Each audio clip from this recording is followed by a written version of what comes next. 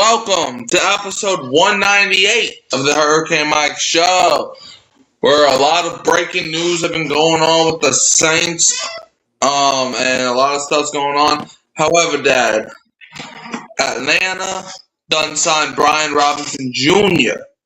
yesterday, right? So you know what that means, right?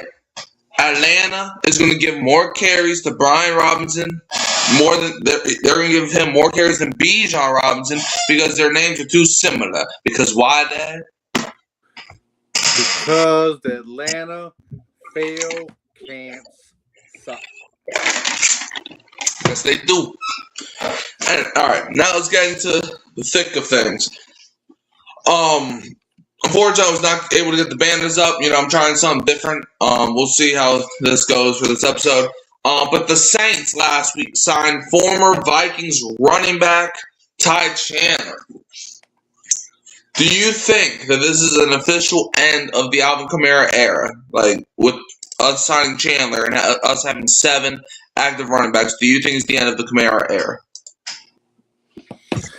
Not necessarily. I mean, I've heard different reports that maybe they're signing Chandler to be more of a special teams player, maybe a return and kicks, things like that. So I don't necessarily think it's the end of Kamara's era. Yeah, I absolutely agree. I mean, with Ty Chandler come to the Saints, I'm not saying Kamara will be on the team, but I'm also saying he won't. I think Kamara still has lots of juice left in the tank. And I don't think signing a running back that is not nearly as close as talent as Kamara, I don't think this marks the official end of the Alvin Kamara era, personally. But I don't know. We'll just have to see. The offseason is still 6 months, like six more months, so we'll have to see. Next thing, with the New Orleans Saints and Travis Etienne, now, with Travis Etienne coming to the Saints, right? Do you think, because you know how the Saints signed him to 4 years, $50-something million, do you think this is a perfect example of the team's financial health? Because you know how everybody would be like, cap hell, Saints and cap hell. Do you think us signing Travis Etienne to that amount of money, do you think that puts the stop to the cap hell nonsense? I don't know too much about that. All I know is, he's going to be a great player in the black and gold. So whatever it took to get him, I'm sure he's going to be worth every penny. He just got, to start saying his name right. That's all y'all got to do. It's HN, right? Yep, HN. HN. I got it. I think I got it. I wonder how many times we're going to mess up and call him ATN during this season. Maybe. I don't know. But, I mean, look, I have always been on the side of things where it's like, there is no such thing as a cap hell. The Saints have been in cap hell the last 5 years. We still signed Tyrann Mathieu. We still signed Justin Reed. We still signed Jarvis Landry. We still re-signed Michael Thomas for that 1 year. We still signed Derek Carr to a big deal. Like, the Saints, if the Saints want a guy so bad, they will do anything to get him. So I've never really believed in the nonsense that is cap hell, personally, but however, do you know who Mel Kiper Jr. is? Of course. Yeah. Well, he came out with a fresh, clean mock draft after week 1 of NFL free agency. So let's go over it. This was Mel Kiper's mock draft. With the first pick, the Raiders selected Fernando Mendoza, quarterback out of Indiana. With the second pick, the Jets took David Bailey, edge rusher out of Texas Tech. With the third pick, Cardinals took Arvell Reese, linebacker out of Ohio State. With the fourth pick, the Titans took Jeremiah Love, running back from Notre Dame. With the fifth pick, the Giants took Caleb Downs, safety from Ohio State. With the sixth pick, he had the Browns taking Monroe Freeling, offensive tackle from Georgia. And with the seventh pick, he had the Commanders taking Sonny Styles, left linebacker from Ohio State. And with the eighth pick, the Saints select Carnell Tate, wide receiver out of Ohio State, with the 8th overall pick. And this is what Mel Kiper said about Carnell Tate. The Saints' main signings have come on offense. Guard David Edwards and running back Travis Etienne Jr., and that's also where I'd expect them to look during the draft. They need to surround second-year quarterback Tyler Shuck with as much talent as possible. And the number 2 wide receiver on the roster is Devon Vele, who's 25, who had 25 receptions last season. Tate brings a well-rounded scouting report with solid route running and the ability to come down with tough catches thanks to his hands and body control. He'd be great opposite Chris Olave, yet another excellent receiver to come out of Ohio State in recent years. If we look at the current Saints wide receiver depth chart, the left wide receiver, bless you, is Mason Tipton. Right wide receiver is Chris Olave, and the slot receiver is Devon Vele. And the rest of the receivers on the roster, Kevin Austin Jr., Jalen Polk, Bub Means, Ronnie Bell, and Samari Torrey, Elijah Cooks, and Damian Alford. If we look at Carnell Tate's career stats, in 2023, he played in 13 games, getting 18 receptions, 264 yards, 14.7 yards a catch, 1 touchdown, and 2 drops. Jerry in the chat, what's good, my brother? It's good, Jerry. In 2024, Carnell Tate played in 15 games, getting 52 receptions, 733 yards, 14.1 yards a catch, 4 touchdowns, and 3 drops. 2025 played in 11 games, got 51 receptions, 875 yards, 17.2 yards a catch, 9 touchdowns, no drops. And so that means his entire career, he got 121 receptions, 1,872 yards, 15.5 yards a catch, 14 touchdowns, and 5 drops. Now, Dad, I want you to pick a wide receiver 8th overall. Would you take Carnell Tate, Makai Lemon, or Jordan Tyson if you had to choose one of those receivers? I definitely would take Carnell Tate. Let me tell you, Mel Kiper and all these other guys, all they all is a bunch of clowns because they're just copying off each other. I mean, I've seen Carnell Tate, as the NFL Network's pick, and then somebody else's pick, and then now all of a sudden Mel Kiper coming out with this brand new mock draft, and guess who he's got the same pick taken? Carnell Tate. They all copy off each other. Having said that, yes, the Saints need a wide receiver, and I think Carnell Tate will be the pick. Definitely a wide receiver is going to be the pick. I mean, because you could just look by what they've been doing in free agency. I mean, they haven't even looked at a receiver yet. So I think that's just because, they know they're going to select a young guy in the draft. They even may select 2 wide receivers in this draft just to bring in even more competition at that position. So I do expect Carnell Tate to be a New Orleans Saint. Look, I love all 3 of these guys, but honestly, don't sleep on Makai Lemon now, because I know a lot of people saw his combine interviews and stuff like that, and it's like, on the field, this dude can make plays. Okay, I know what he was doing on the combine, but I've seen this man make ridiculous catches. So I'm just saying, I wouldn't be mad if they take Makai Lemon over Carnell Tate. Just saying. Okay. But let's talk about Daniel Jeremiah's new mock draft. Fine, now let's go to the other dude. With the first pick, Raiders. Dad, you're not going to expect this. I'm talking about this is probably the last guy you expect to go number 1 to the Raiders. That is Fernando Mendoza, quarterback from Indiana. You did not see that coming, did you? No. It's crazy. It's not like everybody's been saying it since the college football playoff. But yeah. With the second pick, Jets take Arvell Reese, linebacker from Ohio State. Third pick, Cardinals take Francis Maguire, offensive tackle out of Miami. Fourth pick, the Titans take Jeremiah Love, running back from Notre Dame. Fifth pick, Giants take Sonny Styles, I keep on wanting to call this man a left guard, linebacker out of Ohio State. Sixth pick, Browns take Carnell Tate, wide receiver from Ohio State, so we're not getting a duplicate pick from Mel and Daniel. 7th pick, Commanders take Ruben Bain Jr., edge rusher out of Miami. With the 8th pick, the Saints select David Bailey, edge rusher out of Texas Tech. And this is what Daniel Jeremiah said about David Bailey and the Saints.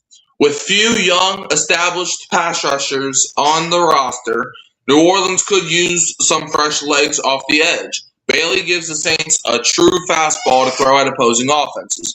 And his career stats, 2022, he played in 10 games with Stanford, got 46 tackles, 8.5 tackles for loss, 2.5 sacks, 28 pressures, and 2 forced fumbles. 2023, he played in 10 games with Stanford, got 34 tackles, 6 tackles for loss, 5 sacks, 24 pressures. 2024, he played in 12 games with Stanford, getting 31 tackles, 8 tackles for loss, 7 sacks, 39 pressures, and 5 forced fumbles. And in 2025, he played in 14 games with Texas Tech, getting 52 tackles, 19.5 tackles for loss, 14.5 sacks, 73 pressures, 3 forced fumbles. So, Dad, what do you think is a better pick, Carnell Tate or David Bailey? Listen up. If the New Orleans Saints pick anybody other than an offensive weapon, I will do the show the very next day with no shirt on. That's how I know the Saints and Kellen Moore is not going to waste this opportunity. The 8th overall pick to get a dynamic playmaker on offense for your young quarterback in this division that's winnable. All we need to do, move the ball and score points. I reject all that defensive nonsense. Okay, then. Saints, please pick an offensive guy. Anyways, I think the better pick is Carnell Tate, because the thing with David Bailey, he's a good prospect. However, he just can't stop the run. So I don't know, that kind of scares me a little bit. And with Carnell Tate, he's pretty good at football, so you know. Now, earlier in the show, we mentioned the running back position and Kamara and whatnot. Why do you think the Saints are loading up at running back, and what do you think it means for Alvin Kamara? Well, it definitely means, if Alvin Kamara has seen his last days, we have a stockpile of running backs. And it also means even if he's coming back to the team this year, we have so much competition. I mean, let's go into an off season, to some OTAs, to some mini camps, training camps, and let's duke it out. Let's see who's going to be on this team. I mean, you can have 3, 4, maybe even 5 running backs, on your roster opening day. So we at 7 right now. So Yep. A couple guys may have to go. A couple guys may get stashed on the practice squad. A couple guys may be trade bait. There's different options. If you have that many guys that are capable of doing things, there's so many options for you. Here's why I think the Saints are loading up at running back. Because last season, the Saints were one of the worst running offenses in the NFL. So, you bring in a lot of running backs. One of them's got to work out. Like, you bring in a guy that just had 1,100 yards rushing, I think. You still have Kamara, who, when healthy, is still a pretty good football player. You got Devin Neal, who was a 6th-round rookie a year ago. You got Kendre Miller, who, when healthy, has shown flashes. You got Audric Estime, who showed some flashes last season. And now you got Ty Chandler as well for special teams purposes. Yeah, we'll see what happens with that.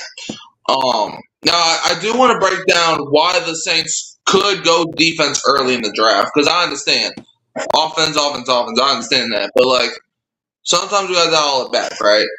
The offense, honestly, I think is, I don't know. Obviously, we're going to draft receiver. At least I hope we do. However, the Saints are at a weird position where, quarterback, they're obviously not taking early. Running back, they're most likely not taking early. Wide receiver, they're probably, that's probably one of the positions that they might target. Offensive guard, maybe, and tight end, probably not. So, I mean, the Saints don't really have that much needs on their offense. But on their defense, if we look at it, We still need another corner. We need an edge rusher, like a line. Like we could use another linebacker. So I mean, the Saints might go most of the draft on defense as well. Like they're going to probably try to balance it with the offensive guys and defensive guys, but we'll just have to see. However, the Saints fans did get bad news around a possible Derek Carr trade, as the Saints there's rumors that Derek Carr could get traded, and there is currently not a team that wants him because nobody's interested. There is a report that said the Saints still have not gotten any inquiries around Derek Carr. Let's look at the Spark Notes, right? Derek Carr could retire and get traded. He needs the right situation. Trade value is hard to gauge right now. He has minimal financial impact, and this is a fluid situation. If we look at the QB carousel this past offseason, the Colts re-signed Daniel Jones. The Dolphins signed Malik Willis. Falcons signed Tua Tagovailoa. Jets traded for Geno Smith. Vikings signed Kyler Murray, and the Chiefs traded for Justin Fields. However, a team to watch is the Pittsburgh Steelers. Now, Dad, I want you to try to predict it. If Derek Carr does end up returning later down the line in the offseason, where do you think he will be playing football if he was to unretire? That would just be a guess on my part, but I don't know. Before coming to the Saints, there were some interest in the Jets, so maybe he will go explore that again. I mean, he said he wants to play for a winner. I don't necessarily consider the Jets a winner. Yeah. I don't know. It's kind of hard with Derek Carr because it's like he hasn't played football in over a year. If there is a team that I think he could go to, honestly, here's a sleeper team. What about the New York Giants? Because, like, is he going to be the starting quarterback over Jackson Dart? Probably not. But I mean, just think about it. What happens? What if something happens to Dart, or like, what if Jackson Dart takes a sophomore slump? Well, I mean, Derek Carr is not a horrible option, so you can throw him out there and see what happens. And there was also before Derek Carr retired, the Giants were a hot team. So about Derek Carr, obviously that was before they drafted Jackson Dart, but I'm just saying, just throwing it out there. But here's a team here are three teams that still need a QB1.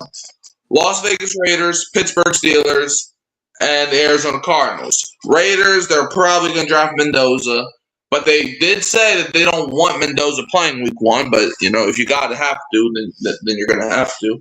And the Pittsburgh Steelers, Aaron Rodgers is currently a free agent. We'll see what they do with that. They might take Ty Simpson late in the first round. We'll see what happens. And the Cardinals, they did sign Gardner Minshew, but I don't think he's going to be their franchise guy. And they still have Jacoby Brissett, so, I mean, yeah.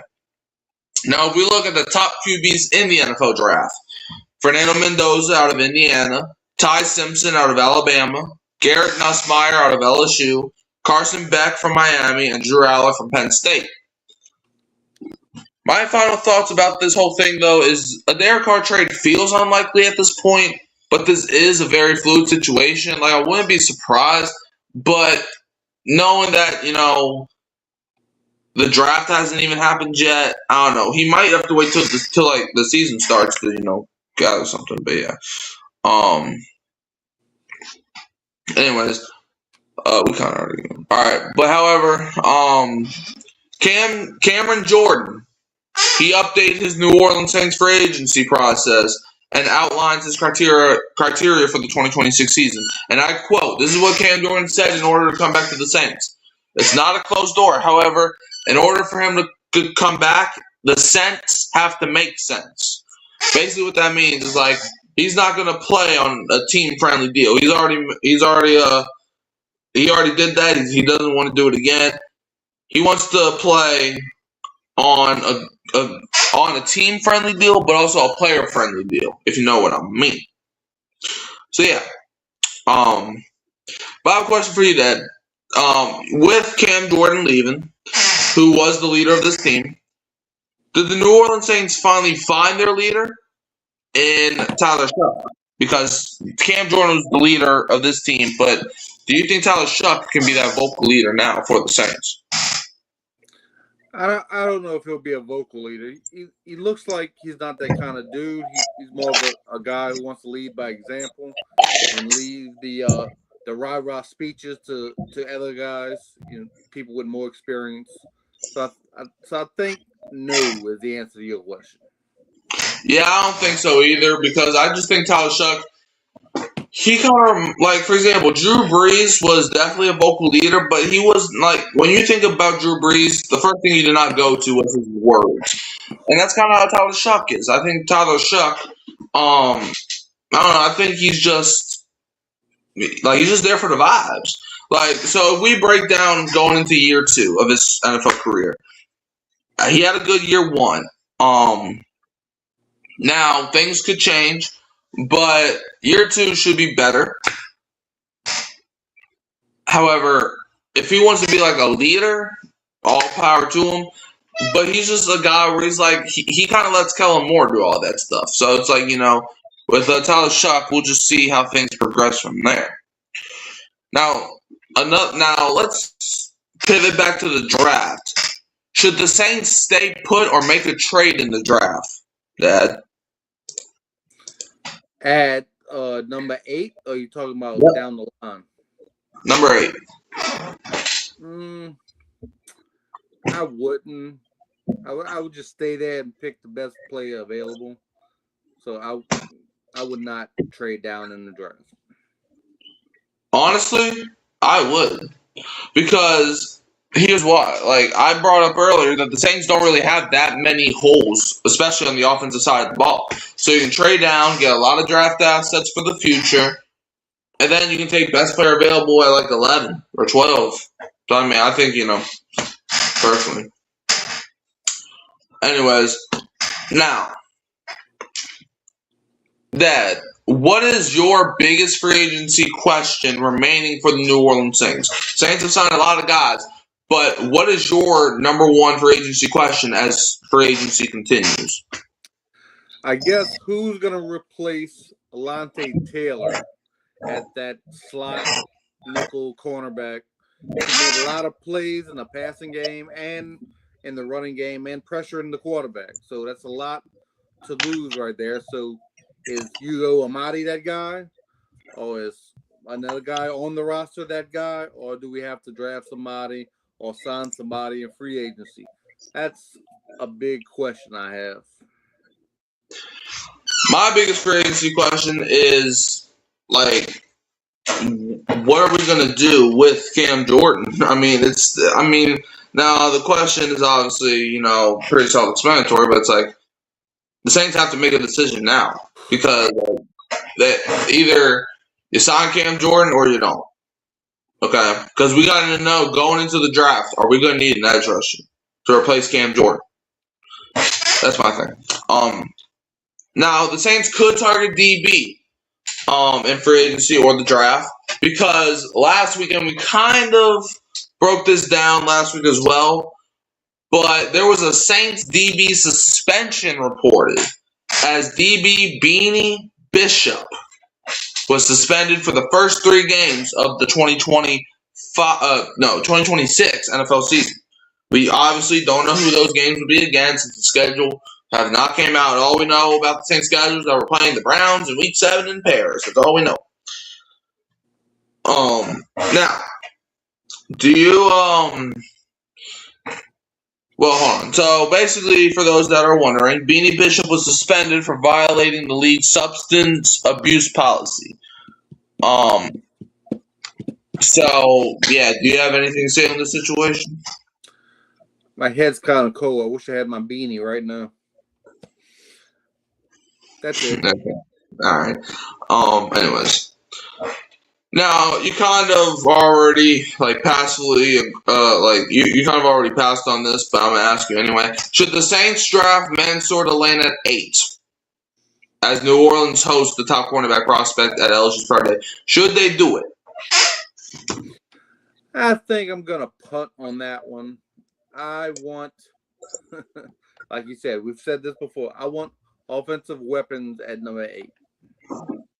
Honestly, I think the Saints should draft Mansour Delane at 8 because my thing is, it has nothing. Well, okay, it kind of has something to do with him playing at LSU, but more of the impact. He did not allow a single touchdown last season, and the Saints could use that. Okay, because I mean, Kool-Aid getting beat off the line a lot. I ain't gonna lie to you. So we can draft Mansour Delane at 8. And then we can solidify the Alontae Taylor replacement. So that's where my head's at with that. Now, if we go back to Kuiper's mock draft, he had the Saints select wide receiver Carnell Tate. So he's basically saying, Saints got to take the number 1 receiver. And a lot of people are saying that they want Mansour Delane drafted to be best available on defense, but we'll see how. I mean, the draft is still, I think a little bit under, now, a month away, so we'll see how things go with that. Now, let's talk about Mansour Delane for a bit. Surprise pick Mansour Delane would make New Orleans Saints cornerback room the best in the NFC South for sure. And the Saints' number 1 goal is to win the NFC South. Because Atlanta's not messing with you. Carolina's not messing with you. Tampa Bay sure ain't messing with you. By the way, can we just take a second to acknowledge the downfall of the Tampa Bay Buccaneers? Man, the offseason that they've had, whoo-wee. I mean, first you lost the punk boy, golden boy, Mike Evans, who took less money to go to the 49ers, and your team captain, Levante David, retired a couple days ago. Man, Dad, ain't that just sweet, man? It is. I like it. Whew. Yep. Anyways. All right, next thing. Let's talk about some Saints rumors, as the Denver Broncos could be interested in an Alvin Kamara trade.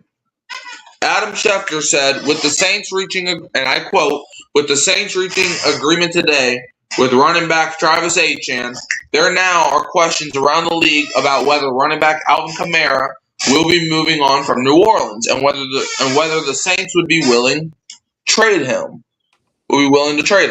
Teams are tracking and wondering about it. So, Dad, do you think a trade could happen between the Broncos and the Saints that would involve Alvin Kamara? Absolutely, I think a trade can happen. Sean Payton's affinity for New Orleans Saints players. I mean, he's looking over here, seeing who he can get, and he knows Alvin. He knows what he can do. He drafted Alvin, so what better way to have Alvin end his career than back with Sean Payton, in a Super Bowl run, because they're going to have a team that's going to compete for the AFC Championship. So, I mean, a guy like Alvin, if he's healthy, he can definitely contribute to that team. And, you probably get something for him, probably something in this draft, maybe a 4th or 5th round pick. I don't know. Yeah, I think a trade could happen between the Saints and the Broncos, because why would the Broncos do this? Why get Kamara? Well, the Broncos could be interested in Alvin Kamara as an insurance policy. Sean Payton drafted him, so there's familiarity and comfortability. Broncos have the trade assets to get the deal done instantly, and it will be insurance for J.K. Dobbins and reliable reps as an RB1. Now, a big part in this, I feel, will be Travis Etienne, as he said he'd be thrilled to share the backfield with Alvin Kamara. And hey, if you like pina coladas, Alvin Kamara said he'd rather retire than play for another team. But here's a trade idea. Broncos receive running back Alvin Kamara. Saints receive 2026 4th round pick, which is 108 overall. Dad, would you do this trade? Say it again. So, Broncos receive running back Alvin Kamara. Saints receive 2026 4th round pick, 108 overall. Would you do it?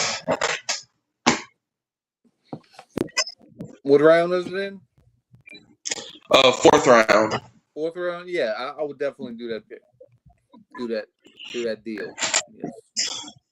Yeah, I would do that trade as well because, like, if Kamara has value, you gotta, get, what you can get at this point. And, you have basically a top 4th round pick, which means, you have the leverage there. So yeah. Now I'm just gonna ask you a couple questions. That this is gonna be like a Q&A portion. What do you think about drafting O Lone? He's an offensive guard. His first name starts with O, but he has a long name. I'm not gonna pronounce it today. So basically, would you be interested in drafting the guard at 8th overall? No, not at 8th overall. Absolutely not. I don't want any more first round draft picks on my offensive line right now. I think we're good. Offensive line, first round picks. We need some depth. So if there's a guard in like the 3rd or 4th round, yeah, send them to me. But first round, number 8 overall, no.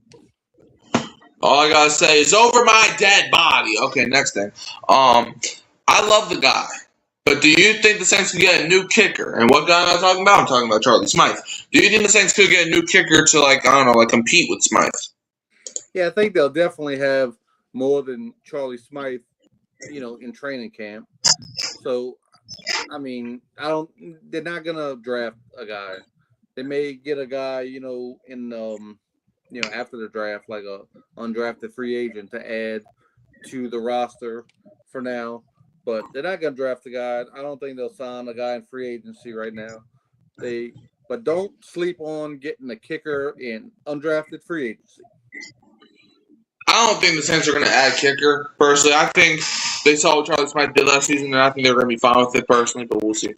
Now, what do you think about trading away a 3rd and a 4th round pick to the Jaguars for wide receiver Brian Thomas? Nope, I'm good. I want to keep my draft picks and get, receivers in here that not so much tread that's been burned off the tires like a veteran would have. Yeah, absolutely not. I mean, look, I love Brian Thomas, obviously being from LSU and all, but it's like, I mean, he had a great rookie year, but last year he did not have a good year.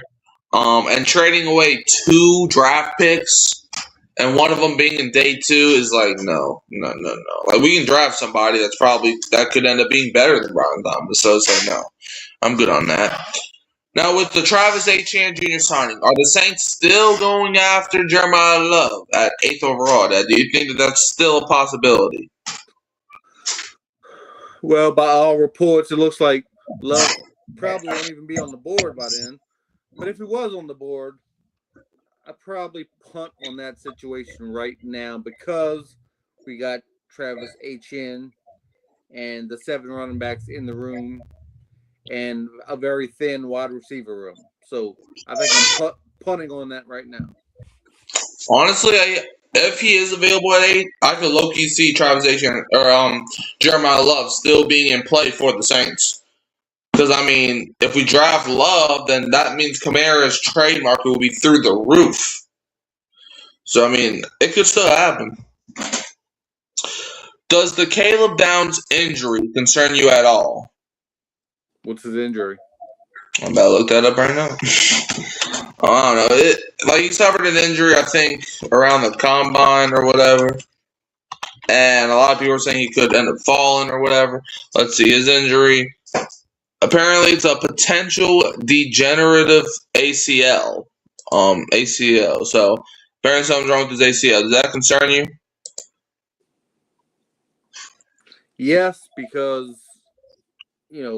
playing the position he plays, you need some healthy knees to run around there and cover all these great weapons in the league. So yeah, it's definitely a concern. They're definitely going to have to get it checked out and make sure it's 100%. That word degeneration is, a bad thing because that seems like something that can linger, and that's something that you don't want. I'm going to be honest with you. The injury does not concern me at all because every single year you got these guys that's like, oh, this injury is why he's not going to be good. And then they end up being defensive rookie of the year. So I'm sorry, but the injury does not concern me one bit. Now, do you think the Saints' biggest remaining need is receiver or edge rusher? I think it's definitely receiver. I think a need for an edge rusher is overblown. I mean, we got Carl Granderson, we got Bryant Young, and we got a couple of young guys there. So, I think we'll be fine there. I think we can also add something to the table, to the team. But I think at number 8, a first round, I think we're good right there. All right, I actually think it's edge rusher because I mean, like if we look at the edge rusher, Granderson's getting older. I'll say that. You don't like Cam Jordan. You don't know what's happening with him. Chase Young, he's good at football. I'll give you that. But after that, it's like who else? And Chase Granderson. Young. Chase Young, that's what I meant, not Bryant Young. Chase Young. Okay. Wazam Slim South, how you doing, my man? Wazam. Wazam. My man said Wazam. Who that to you, my brother? But yeah. Look, I think with the edge rusher, like receiver, I trust Devon Vele. I trust Chris Olave. However, edge rusher, I don't know if I trust Granderson right now. Chase Young, he had a good year last year. But outside of him, I don't know if there's really anybody else. So, I mean, drafting like a Ruben Bain, I think, would definitely fix that. Now, are the Saints real contenders for the 2026 season, Dad? Like, could you picture in your mind that the Saints could contend for the Super Bowl in the 2026 season? Super Bowl? I mean, we have to have some things to break just right for us to be in Super Bowl contention. I mean, playoffs. Yeah, Jim Mora, playoffs. I mean, in this weak division, I think we definitely have an opportunity to make the playoffs. But to compete with the Rams and the Seahawks, I don't know if we're there yet. If we have things break right, maybe. Just maybe. But maybe a year or two away. I think the Saints are real contenders. Like I'm gonna put my money where my mouth is. Maybe. But look, I think when it comes down to it, if we look at the team that just won the Super Bowl, right, Seattle Seahawks, they're doing a lot of the same stuff the Saints did. I mean, if we look at the Seahawks, right, last year they ain't making no playoffs. Patriots didn't even make playoffs. And then this past year, they're both playing in the Super Bowl. So I'm just saying, it could happen. And with the Saints have something that a lot of the teams that just missed the playoffs don't have. And that's a quarterback. Like, obviously, the Ravens, Chiefs, they had good quarterbacks, Bengals. But specifically in the NFC, Cardinals don't have a quarterback. The Vikings, Kyler Murray is all right, but I don't think he's a franchise quarterback. Who else? Lions, they got Jared Goff. Like, he's all right. Yeah. Falcons don't have a quarterback. Yeah, I know, duh. Tampa Bay don't got no quarterback. So I think Mayfield, boy, he may be a midget, but I don't care. I really don't care. I don't. I'm sorry, but I don't. Anyways, now let's go over the updated Saints depth chart after NFL free agency. Why not? However, the betting odds say 7.5 wins for the Saints in 2026. Are you going over or under? Well, I'm going over. I'm seeing 9 or 10 wins at least. Honestly, I won't be shocked if this goes over by week 12. Like, 7 wins for a team. Like, I understand 6-11, whatever. This year's Saints is not last year's Saints. So I'm just saying. Now let's look at Saints free agency. You signed defensive tackle John Ridgeway III, 2 years, $6.2 million. Punter Ryan Wright, 4 years, $14 million, $8 million guaranteed. Running back Travis Etienne Jr., 4 years, $47.4 million, $28 million guaranteed. Guard David Edwards, 4 years, $61 million.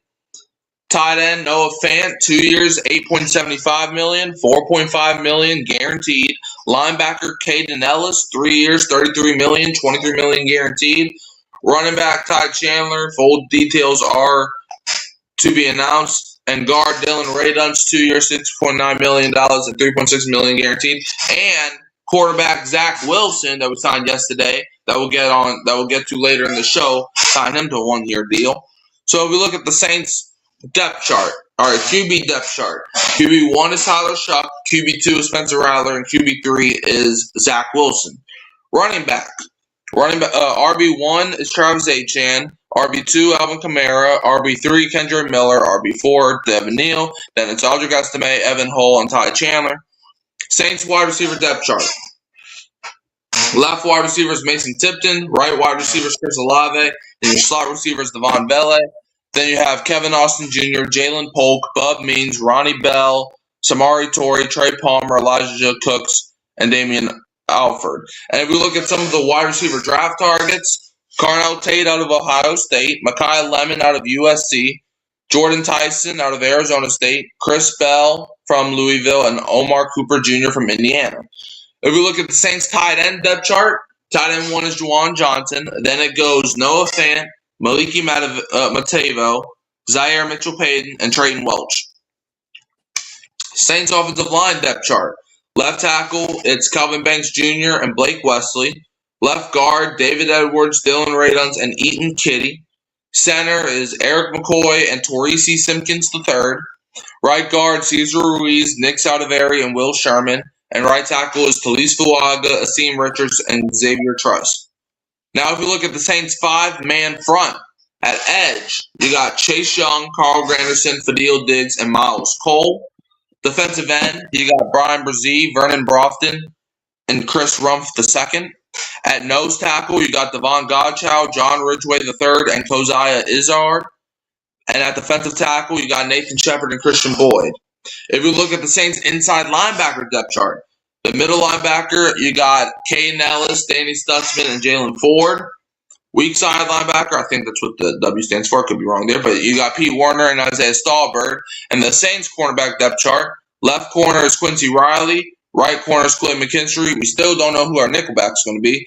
And the rest of the corners is Rajon Wright, Dales Beenum, Jaden Bryce, Isaac Adam, and Beanie Bishop. Now, if we look at the Saints safety depth chart, at strong safety, Justin Reed, Jordan Howden, and Elliott Davison. And free safety is Jonas Sanker and Julian Blackman.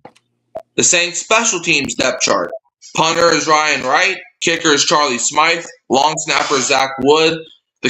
Our kick returner is Mason Tipton, along with Kendra Miller and Ty Chandler. So, Dad, rate the Saints roster on a scale from 1 to 99. How would you rate it?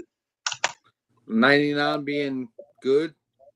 99 being the best team ever, and 1 being number 1 overall pick incoming. I'm going to go ahead and say 68. Okay. We're kind of on the same page. I'm actually going to go with the 71, because I think most of our holes have been patched up. Just a couple things could be fixed, and then we'll see. All right, now the New Orleans Saints, man, they're about to change everything. And here's why. Tyler Shuck. A lot of people forgot. Tyler Shuck was second in offensive rookie of the year.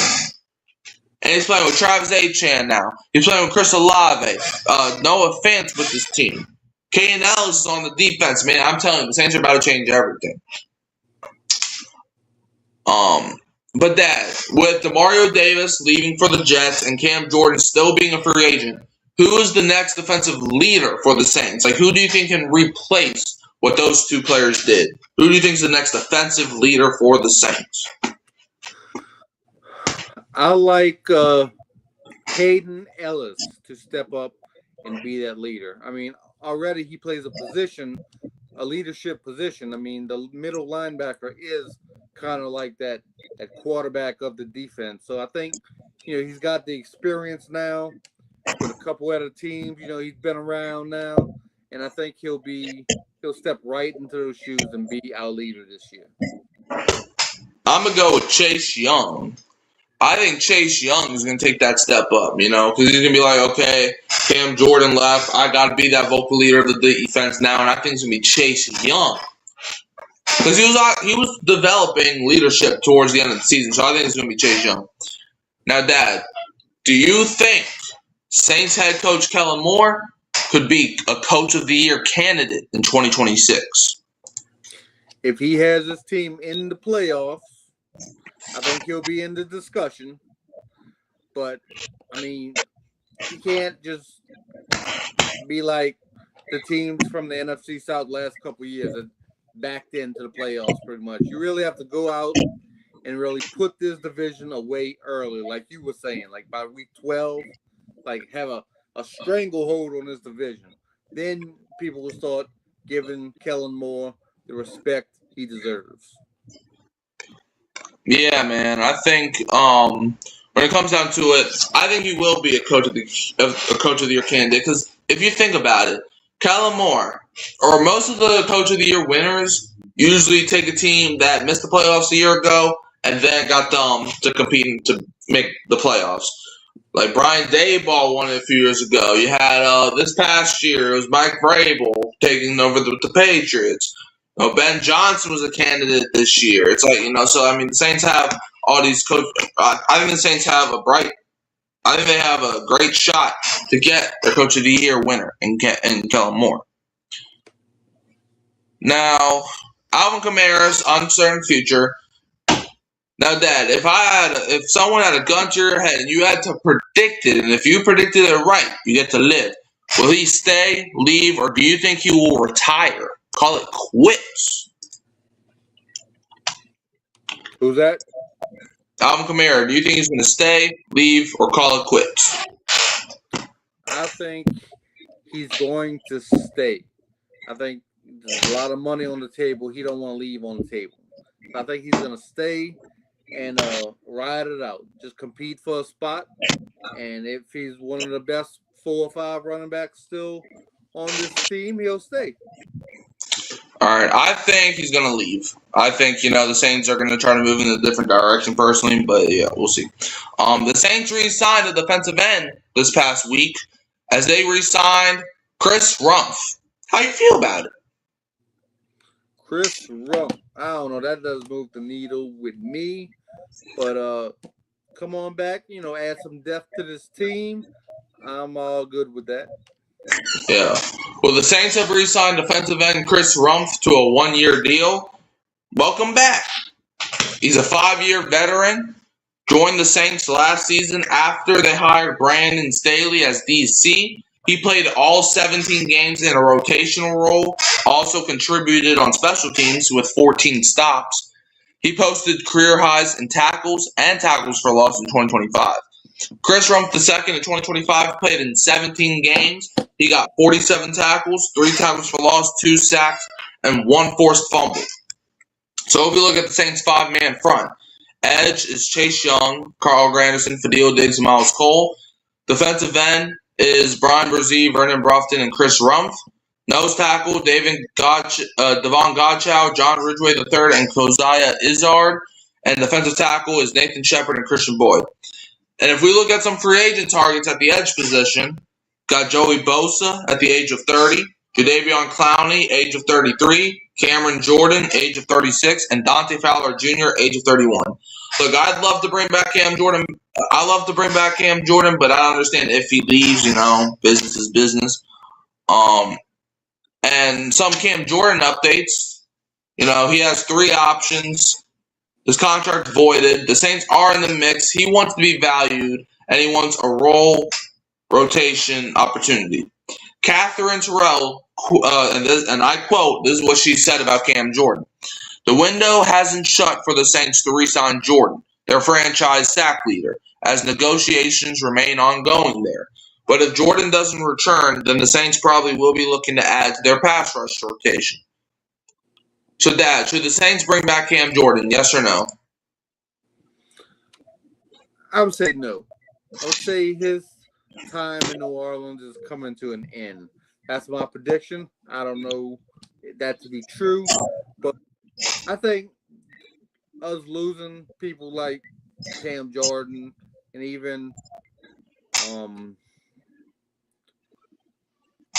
DeMario, I think they've been great players for the Saints. But I think that'll make our team more athletic, faster, younger, and maybe even stronger. So I look for some addition by subtraction.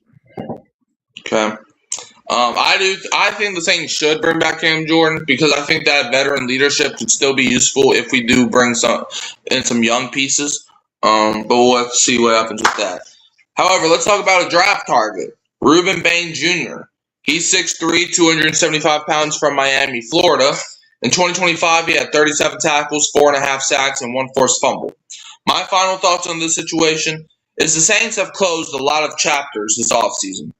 And I'm excited about the future. Dad, look, we love these guys, the Mario and Cam. But have you ever just been in a coffee shop and you're reading the newspaper for years, for 8 years in a row, and it's always headlined about the same guys? It's time to have new guys on those newspapers. It's time to have new guys on the billboards. It's time to have new guys in the stadium on the Jumbotron. It's time to start a new era, a new chapter. So I'm excited for that. Now, the Saints defensive end Chris Rumph II, re-signed with the Saints because he said, he wants to re-sign here and he wants to stay healthy and learn from veterans. I hope you do too. But are the Saints done at defensive end? And what do you think Chris Rumph's return means for Cam Jordan? Like, do you think the Saints are done adding at defensive end? And what do you think it means for Cam Jordan? I don't think the Saints are done adding to their team. They could use, pass rushers for depth. And I don't think that means anything for Cam Jordan. I don't think Cam Jordan's worried about Chris Rumph taking his job. It's just about, like Cam said, about the dollars and the cents with him. So if the dollars and the cents are right, Cam will be back. If not, he'll be gone. It doesn't really matter what Chris Rumph does. Yeah, I think the Saints are far from done at defensive end. I like the signing of Chris Rumph. I just don't think, he's not going to be starting. Okay, so, they're going to draft somebody. They might even sign somebody. So, yeah. And like you said, I don't really think it really means much for Cam Jordan. I do think they are bracing the impact of Cam Jordan not being here, but yeah, we'll see. Now let's go back to the backfield. Who do you think gets left behind in the Saints' crowded backfield? Like we mentioned, there's 7 guys. Hold on, let me see. So, like I said, there's 7 guys. You got Travis Etienne. You got Alvin Kamara. You got Kendra Miller, Devin Neal, Audric Estime, Evan Hull, and Ty Chandler. Who do you think gets left behind in that backfield? Well, Devin Neal has to come back from an injury, so he's got 1 strike against him there. And Estime was a good story last year, but was he just in there because we didn't have anybody else? Is he better than what else is in the room?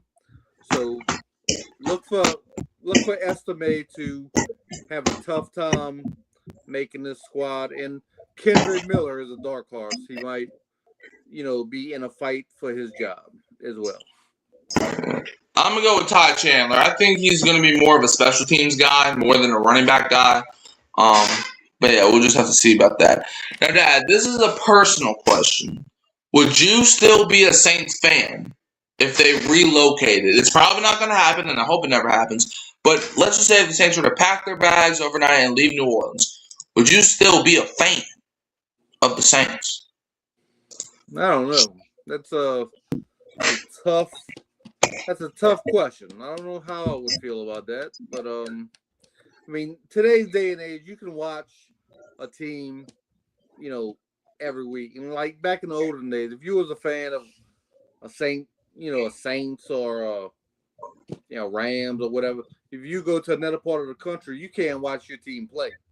But now with all this DirecTV. I mean, not DirecTV, but the Sunday Ticket, and they play, games on Thursdays, Saturdays, Sundays, Mondays. I mean, you can watch your team play in any state, really. So,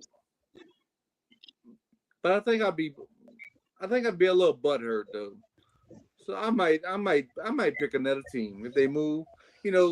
Damn them. I might pick another team. Honestly, I don't know. I think I would probably still be a Saints fan because you got to think about it.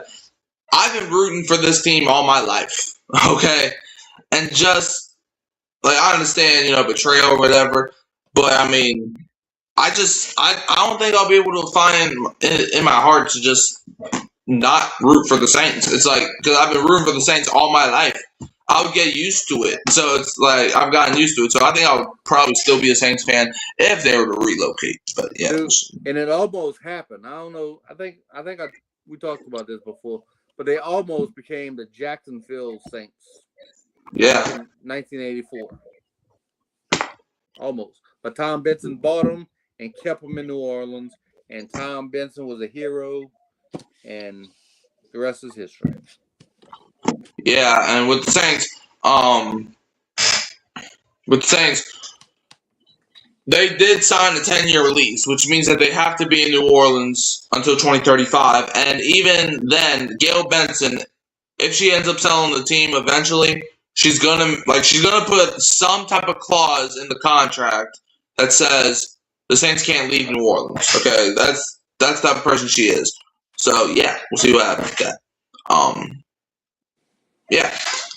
Now, Saints fans will think this player is a perfect fit for the Saints in the 2026 NFL Draft. Perfect fit? Let's do a deep dive into LSU cornerback Mansoor Delane as a Saints draft target. So if we look at the Saints cornerback depth chart, left cornerback is Quincy Riley, right cornerback is Kool-Aid McKinstry, and the nickelback is 3 question marks because we don't know. And the rest of the corners, Rajon Wright, Dales Beanham, Jaden Price, Isaac Yadam, and Beanie Bishop. So, if we look at the scouting profile, Mansoor Delane, he's 6 feet, 187 pounds. He's a man/zone flexibility, smooth athlete with tons of experience, and he is the best cornerback in the class. He did not get beat in 2025 and allowed more than 2 catches in a game twice.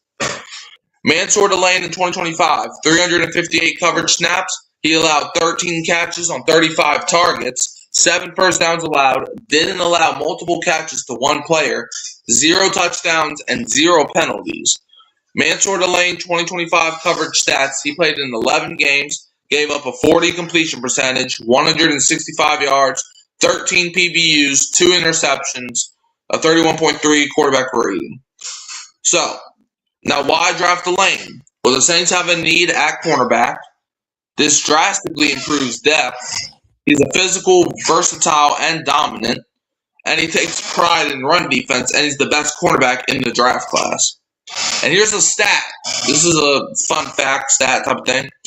If the Saints do draft Mansoor Delane in the first round, this would be the first time the Saints draft an LSU player in round number 1. Just take that for what you will.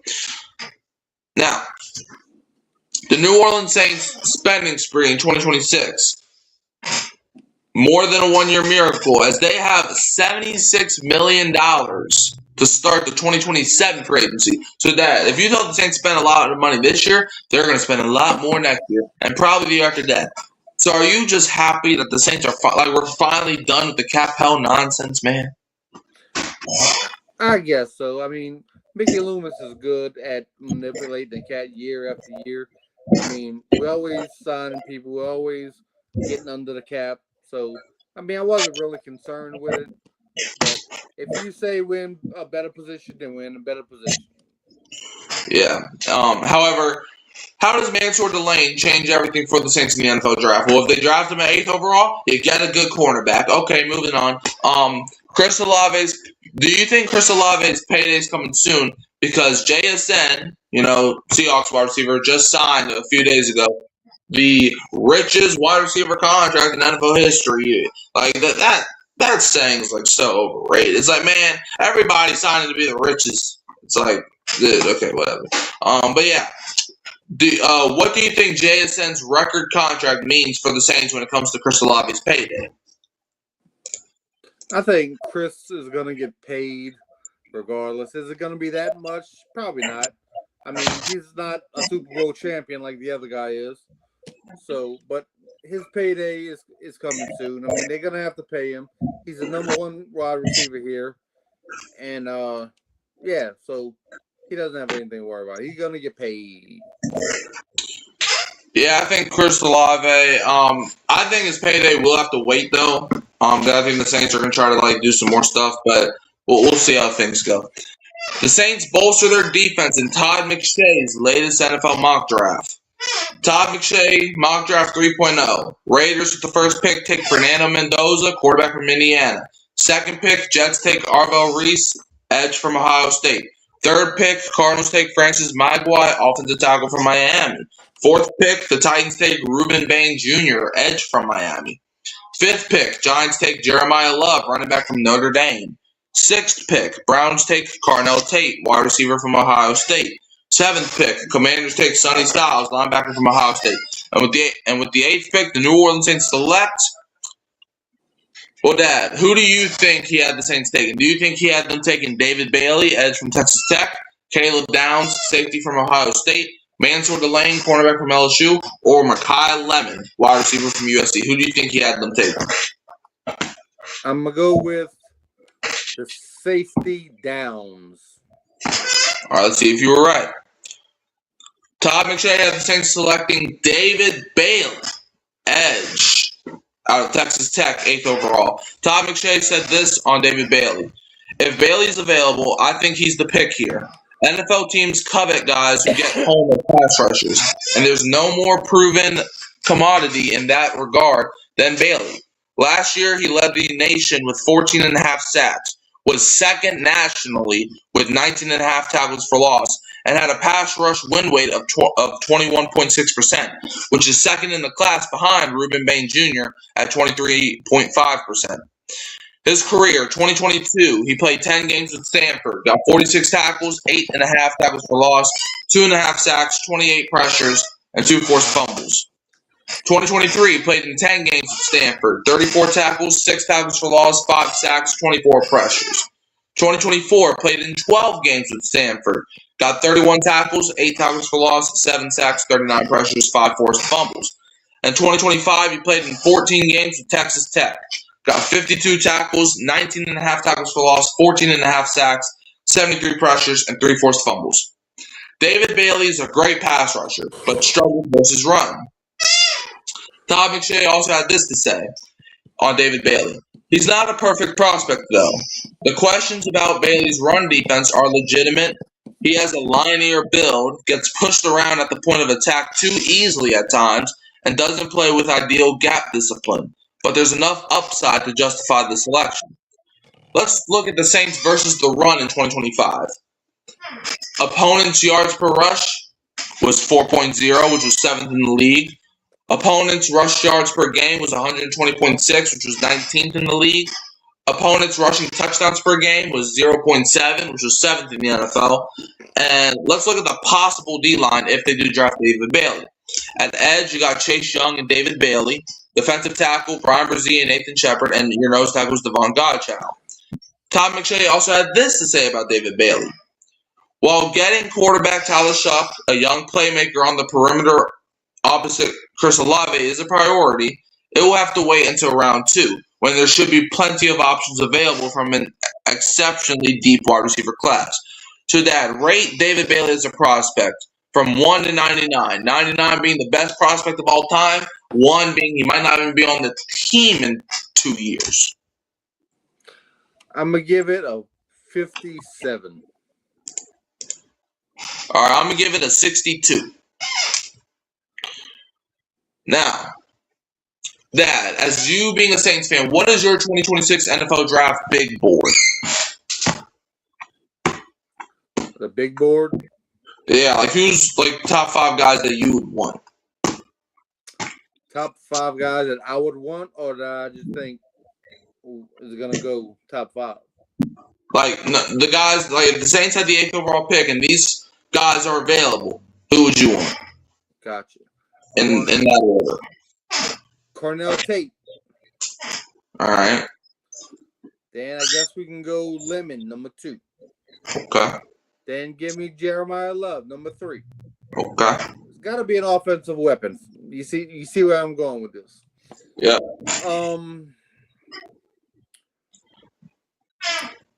I think that might be. Give me what's his name? Jordan Tyson. Jordan Tyson. Jordan Tyson. That's number 4. And just insert whoever else is number 5. I can't think of the other guy right now. All right, mine would be Ruben Bain, Mansour Delane, Cornell Tate, Jordan Tyson, and Makai Lemon, personally. And to end off the show, how do you feel about the Saints signing this dude, Zach Wilson? You know, I didn't know we signed him until you said we signed him. I mean, a couple hours before the show, I seen a meme saying, you know, New Orleans Saints signed Zach Wilson. And I thought it was like fake news. I was like, you know, because I get a lot of like fake news things on Facebook, and I thought this was like one of those. So, but now knowing that we signed him, you know, just bring him in here to compete. You know, push Rattler for that second spot, and or if he's good enough to win the second spot, maybe Rattler becomes trade bait. Maybe. But anyways, Dad, is that all? Do you have anything else to add? Nope, we good. All right. Shout out to Jerry and Slim South 504 for popping into the chat. Dad, where can they find you, my good sir? Find me on Mic'd Up YouTube Sports and on Hurricane Mike Show every week, talking about NFL, NBA, draft, all that stuff. Yep. You can also find me at Hurricane Mike, Kyle Phelps, and Keeping It Real Who Dat Sports Podcast. Don't forget to like, subscribe, share, turn the bell on so you don't miss another upload. And I'm going to leave you as always with a Who Dat. And don't be a what? Don't be a Falcon fan. They don't even know who to hand the ball off to right now. They really don't. They got 2 of the same people. Same name. They don't know. Same name.